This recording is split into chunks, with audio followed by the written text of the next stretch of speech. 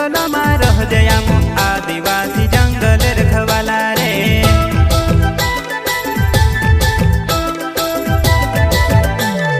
चल जंगल जमीन काजे पूजे रे आदिवासी दुनिया ने रखवाला रे।